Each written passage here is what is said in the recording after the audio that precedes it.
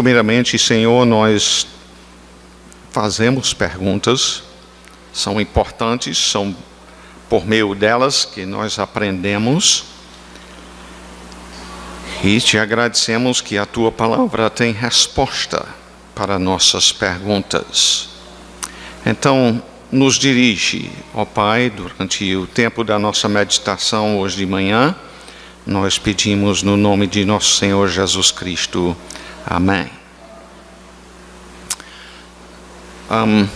É possível que a gente ainda tenha tempo para, se da parte de vocês tiverem uma pergunta ou duas, a gente tenha tempo para isto também.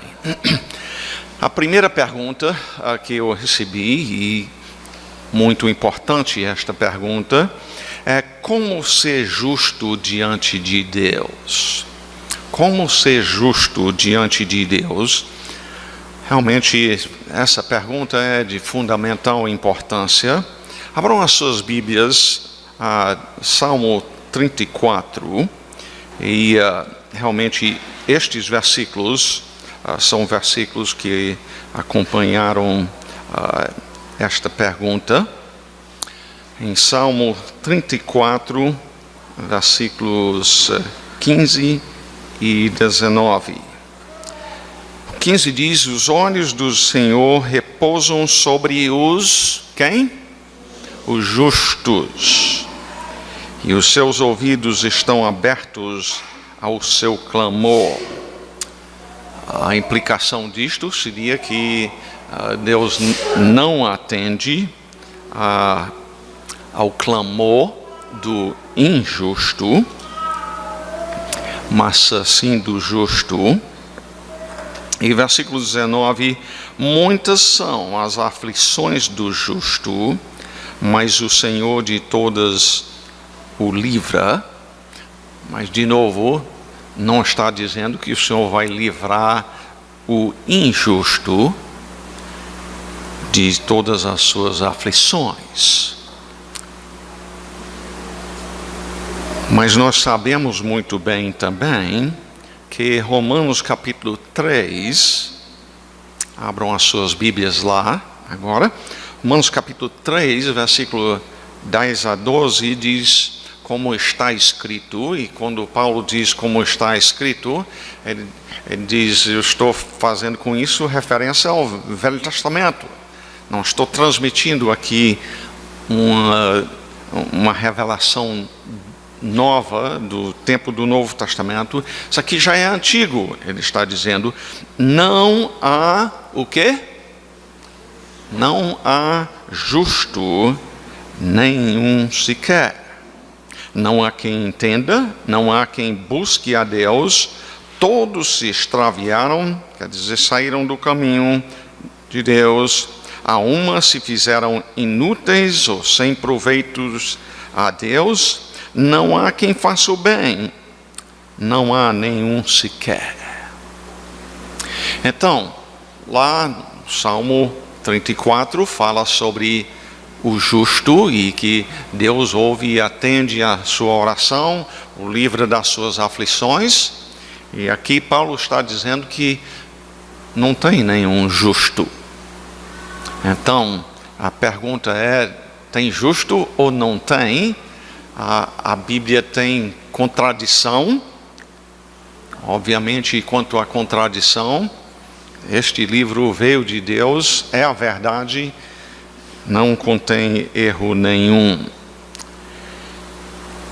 A resposta está realmente na continuação de Romanos capítulo 3. Vamos olhar a partir do versículo 19 e 20.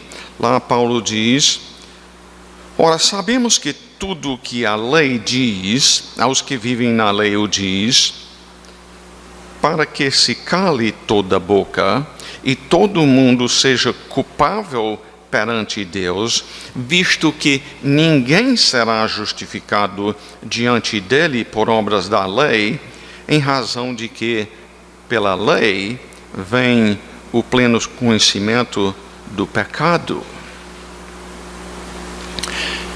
Paulo está dizendo aqui: a lei foi dada por Deus para mostrar o que agrada a Ele, como também o que ofende a Ele,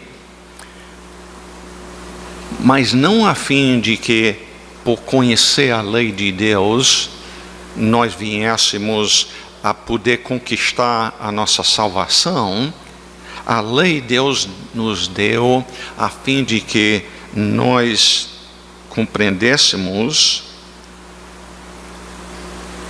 o que é o pecado.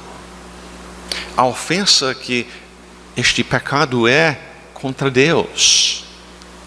Gálatas 4 diz também, então, que a lei foi dada para nos conduzir a Cristo. Aliás, Gálatas 3, não, capítulo 4. Então, se a lei de Deus nos deixa conscientes de que nós temos quebrado a lei dele, que nós temos pecado contra ele, é então para nos conduzir a Cristo. Como diz no versículo 21, Romanos 3 ainda, versículos 21 a 26, mas agora, sem lei, se manifestou a justiça de Deus, testemunhada pela lei e pelos profetas, justiça de Deus mediante a fé em Cristo Jesus, para todos e sobre todos os que creem, porque não há distinção, todos pecaram e carecem da glória de Deus. Novamente, Paulo enfatizando, não tem justo. Todos são pecadores. Todos deixaram de glorificar a Deus como Ele merece ser glorificado. Então, nos versículos 24 a 26, ele mostra como nós podemos ser justos. Nota, no versículo 24, ele diz, sendo justificados. Nós não podemos nos justificar diante de Deus. Nós temos quebrado os mandamentos dele. Nós somos pecadores. A única maneira de sermos aceitos diante do Senhor é ser justificado. Receber isto, como ele diz, gratuitamente por sua graça.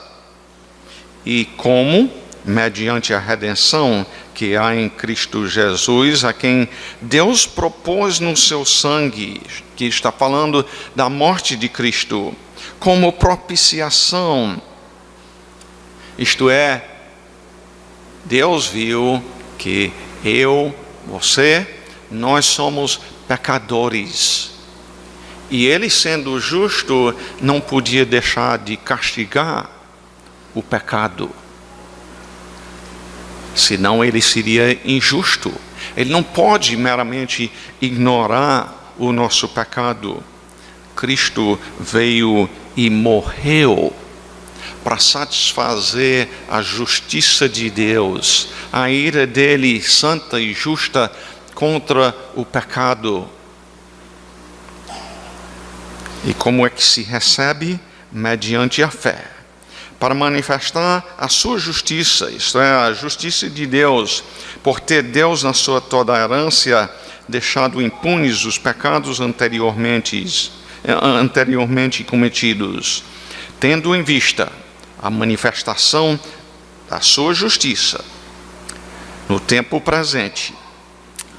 Deus manifestou que Ele é justo quando Cristo morreu, não pelos seus próprios pecados, mas sim no lugar de todos os pecadores que creem em Jesus Cristo. Para Ele mesmo ser justo e o justificador daquele que tem fé em Jesus Cristo. Então, como Deus pode ser justo e declarar um pecador como sendo justo? É simplesmente por tapar os olhos e fazer de conta que os seus pecados não existem? Não, ele seria injusto se fizesse isso. E nem é uma mentira, é dizer, este aqui é justo. É possível na base daquilo que Cristo fez, pagando o débito do meu pecado, o débito do pecado de todo o que crê em Jesus Cristo. Crê que o sacrifício dele foi o suficiente para que Deus pudesse perdoar o seu pecado. Pois bem, essa foi a primeira pergunta.